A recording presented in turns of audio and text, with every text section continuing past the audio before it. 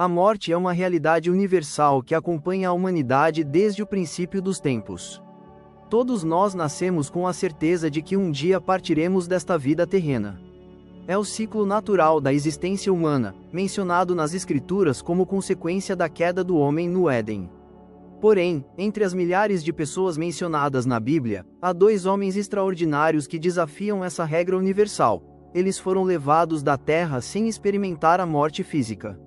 Suas histórias fascinantes revelam mistérios profundos sobre o poder divino e o plano de Deus para a humanidade.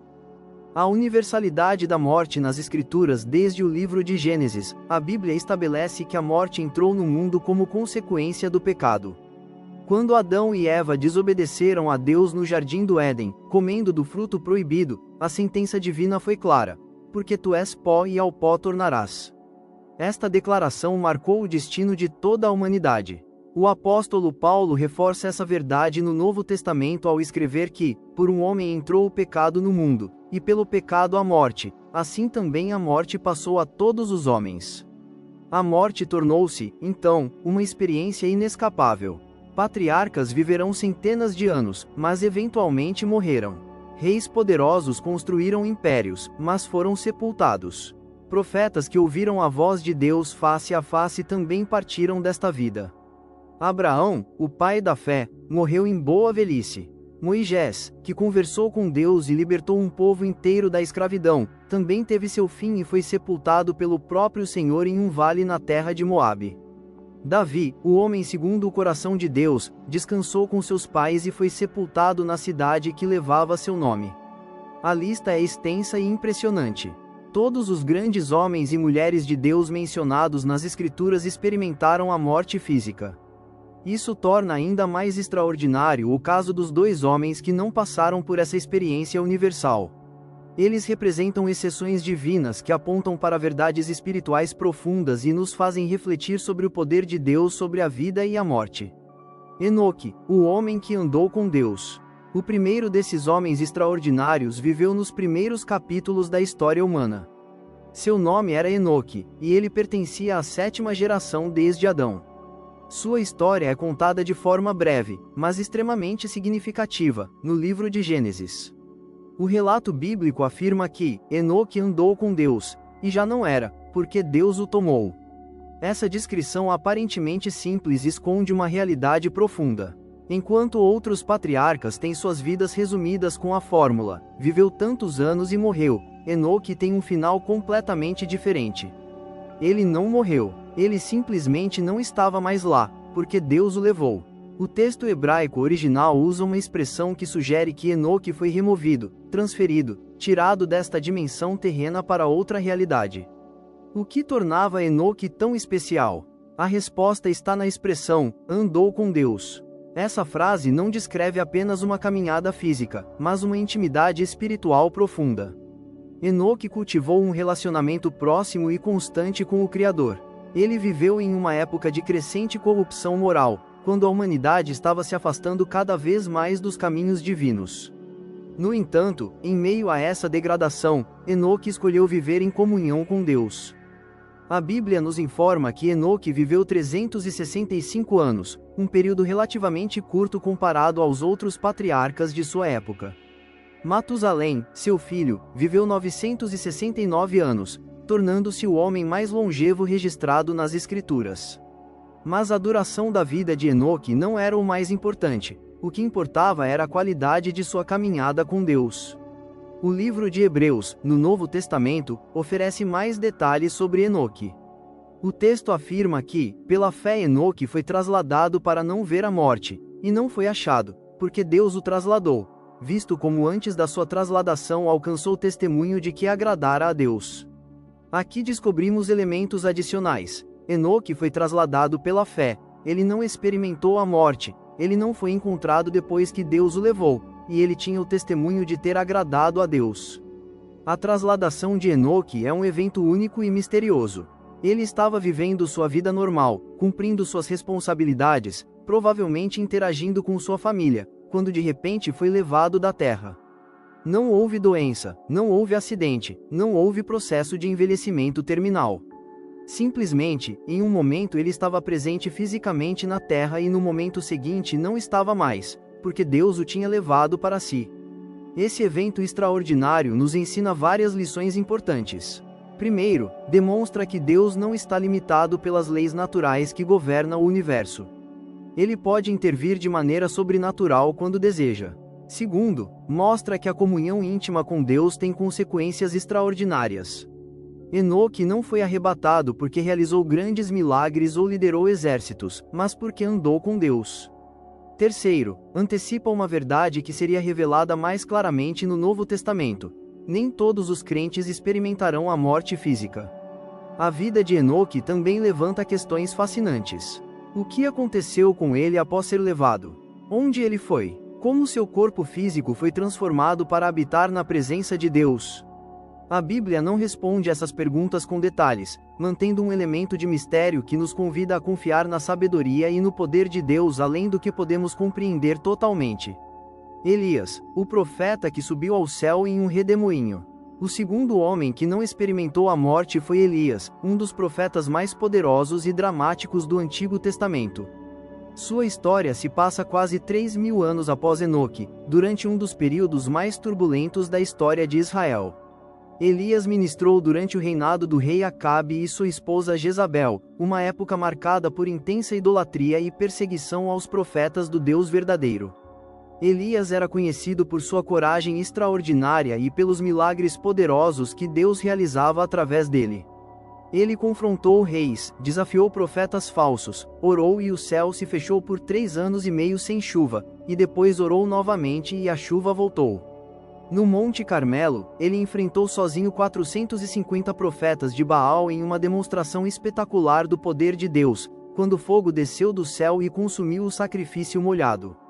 Mas apesar de toda sua força e poder espiritual, Elias também era humano.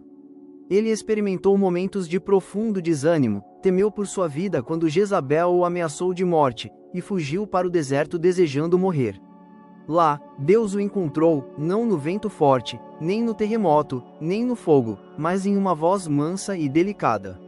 Deus renovou seu chamado e lhe deu novas tarefas. A trasladação de Elias foi muito mais visível e dramática do que a de Enoque.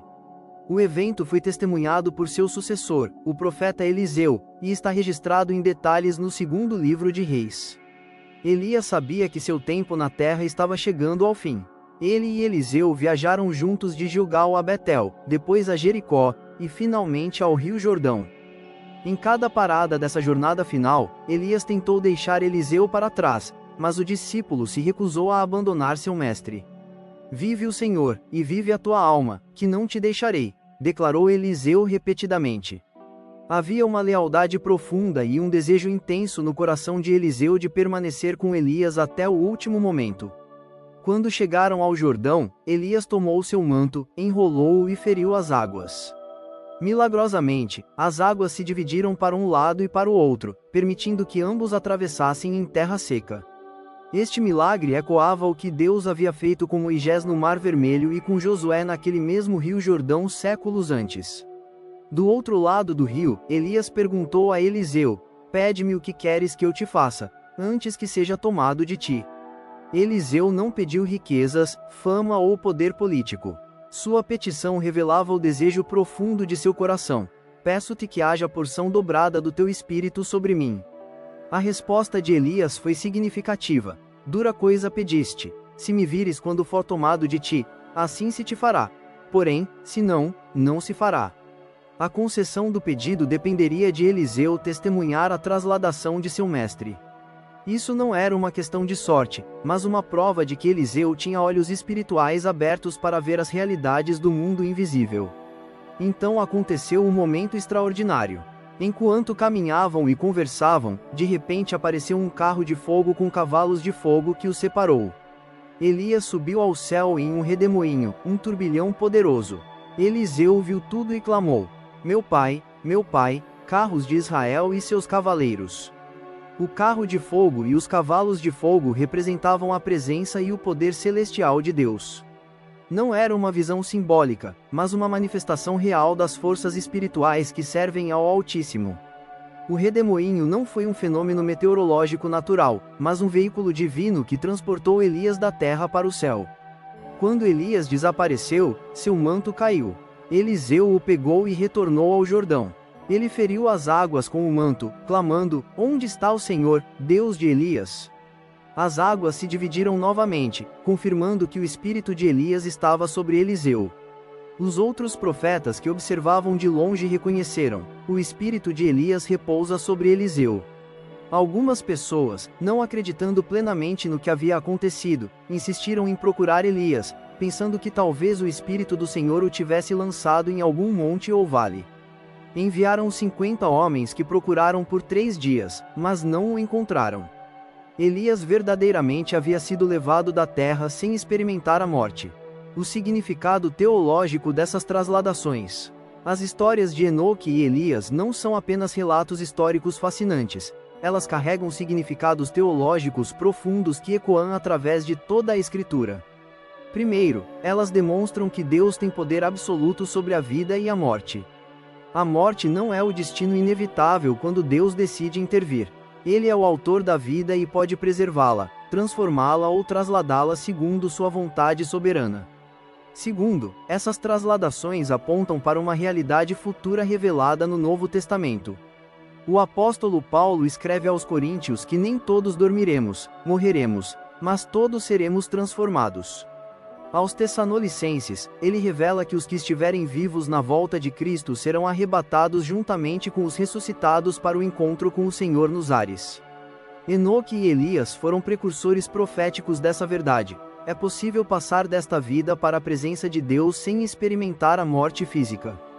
Terceiro, ambos os homens foram levados durante períodos de grande declínio espiritual. Enoque viveu nos dias anteriores ao dilúvio, quando a maldade do homem se multiplicara sobre a terra. Elias ministrou durante a apostasia de Israel sob Acabe e Jezabel. Suas trasladações foram testemunhos poderosos de que Deus não abandona os fiéis mesmo quando a sociedade ao redor se afasta dele. Quarto, existe uma diferença interessante entre as duas trasladações. Enoque foi levado silenciosamente, quase secretamente. A Bíblia simplesmente afirma que já não era. Elias, por outro lado, foi levado de maneira dramática e visível, com testemunhas, fogo celestial e manifestação sobrenatural. Isso pode refletir as diferentes naturezas de seus ministérios. Enoque era um homem de comunhão pessoal com Deus, enquanto Elias era um profeta público que confronteava nações. Questões e mistérios permanentes. Essas histórias também levantam questões fascinantes que a Bíblia não responde completamente. Por exemplo, por que apenas esses 2 homens foram levados dessa maneira? Certamente houve outros servos fiéis de Deus ao longo da história bíblica. Abraão foi chamado de amigo de Deus. Moisés falou com Deus face a face. Davi era homem segundo o coração de Deus. Daniel teve visões celestiais extraordinárias. No entanto, todos eles experimentaram a morte física. Alguns estudiosos sugerem que Enoque e Elias podem ter papéis específicos no plano profético de Deus. O livro de Apocalipse menciona 2 testemunhas que profetizarão em Jerusalém durante a tribulação, terão poder para fechar o céu para que não chova, transformar águas em sangue e ferir a terra com pragas. Essas descrições lembram os ministérios de Elias e Moisés. Alguns interpretam que essas 2 testemunhas poderiam ser Elias e Enoque, embora o texto não os identifique explicitamente. Outro mistério é a natureza exata de suas existências após a trasladação. Eles receberam corpos glorificados imediatamente ou aguardam a ressurreição final? Onde habitam? Mantém consciência e atividade? A Escritura não oferece respostas definitivas, preservando um elemento de mistério sobre o estado intermediário e a existência na presença de Deus. Interessantemente, há um evento no Novo Testamento que pode lançar alguma luz sobre esse mistério. Durante a transfiguração de Jesus no monte, Moisés e Elias apareceram conversando com ele sobre sua partida que se cumpriria em Jerusalém. Moisés havia morrido e sido sepultado por Deus. Elias havia sido trasladado sem ver a morte. No entanto, ambos apareceram em forma corpórea, reconhecíveis e capazes de comunicação. Isso sugere que ambos, os que morreram e os que foram trasladados, mantêm existência consciente e identidade na presença de Deus. Lições práticas para nossa vida. As histórias de Enoque e Elias oferecem lições práticas importantes para nossa caminhada espiritual hoje. A vida de Enoque nos ensina sobre a importância da comunhão diária com Deus. Ele andou com Deus durante 300 anos, não apenas em momentos de crise ou em ocasiões especiais, mas como um padrão de vida constante. Em nossa época agitada, somos desafiados a cultivar essa mesma intimidade através da oração, meditação nas Escrituras e obediência aos mandamentos divinos. A vida de Elias nos ensina sobre coragem e fidelidade mesmo quando estamos em minoria. Ele permaneceu fiel a Deus quando todo o reino havia se voltado para a idolatria. Enfrentou oposição de autoridades poderosas, mas não comprometeu sua mensagem. Hoje, quando a fé bíblica frequentemente é marginalizada ou ridicularizada, somos chamados a manter nossa lealdade a Deus com a mesma determinação. Ambas as histórias também nos lembram que Deus vê e recompensa a fidelidade. Enoque não procurava reconhecimento humano, ele simplesmente andava com Deus. Elias muitas vezes se sentiu sozinho e desanimado. No entanto, Deus honrou ambos de maneira extraordinária, não permitindo que experimentassem a corrupção da morte. Isso nos encoraja a perseverar na fé, mesmo quando os resultados não são visíveis imediatamente. Além disso, essas trasladações nos dão esperança quanto ao futuro. A morte não é a última palavra para os que pertencem a Deus. Assim como Enoque e Elias foram levados para a presença divina, todos os crentes têm a promessa de vida eterna. Para alguns, isso virá através da ressurreição após a morte física. Para outros que estiverem vivos na volta de Cristo, virá através da trasladação sem experimentar a morte. Em ambos os casos, a vitória final sobre a morte está garantida. A vitória final sobre a morte. O tema da vitória sobre a morte alcança seu clímax na pessoa de Jesus Cristo. Ele é o único que não apenas evitou a morte por trasladação, mas que enfrentou a morte voluntariamente e a venceu através da ressurreição. Jesus morreu na cruz, foi sepultado, mas ao terceiro dia ressuscitou com um corpo glorificado. Após 40 dias aparecendo aos discípulos, ele ascendeu ao céu diante dos olhos deles, prometendo retornar da mesma maneira. A ressurreição de Jesus é o fundamento da esperança cristã. Paulo declara que se Cristo não ressuscitou, vã é nossa fé. Mas Cristo de fato ressuscitou, tornando-se as primícias dos que dormem. Sua vitória sobre a morte garante a ressurreição de todos os que nele creem. A morte foi tragada na vitória, e o aguilhão da morte, que é o pecado, foi removido através do sacrifício de Cristo.